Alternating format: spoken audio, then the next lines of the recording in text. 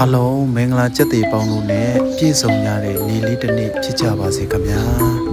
ဒီနေ့ဟာဗုဒ္ဓဘာသာဝင်မြန်မာလူမျိုးတို့ရဲ့ကစုံလာပြည့်နေ့ဗုဒ္ဓနေ့အခါသမယလေးပဲဖြစ်ပါတယ်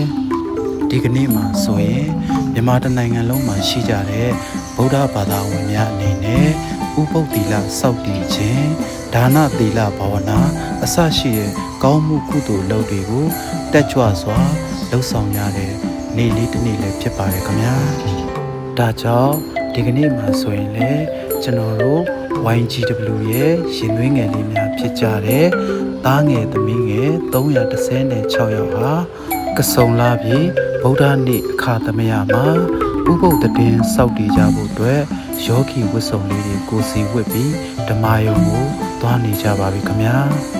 အားလုံးတော့မြန်မာတနိုင်ငံလုံးမှာရှိကြတဲ့ဗုဒ္ဓဘာသာဝင်များနဲ့ပြည်ပနိုင်ငံအနေနဲ့ရရမှာရှိကြတဲ့ဗုဒ္ဓဘာသာဝင်များအနေနဲ့လည်းခုလိုကစုံလာပြည့်ဗုဒ္ဓနေ့လေးမှာသားငယ်သမီးငယ်လေးတို့နဲ့အတူကုသိုလ်ကောင်းမှုလေးတွေကိုပြုရင်ကစုံလာပြည့်ဗုဒ္ဓနေ့မှာစိတ်ချမ်းသာကိုယ်ချမ်းသာစွာဖြင့်ကောင်းကျိုးမင်္ဂလာစက်တည်ဖြာဖြာတို့နဲ့ပြည့်စုံကြပါစေလို့ဆုတောင်းမေတ္တာများလည်းပို့သလိုက်ရပါတယ်ခင်ဗျာပြည်တွင်းပြည်ပမှာရှိကြတဲ့မြန်မာနိုင်ငံသူနိုင်ငံသားအပေါင်းကဘာသူကဘာသားအပေါင်းတို့စိတ်ချမ်းသာကိုယ်ချမ်းသာရှိကြပါစေလို့အားလုံးသောသားငယ်သမီးငယ်လေးတို့နဲ့အတူဆုတောင်းမေတ္တာများပို့သလိုက်ရပါတယ်ခင်ဗျာ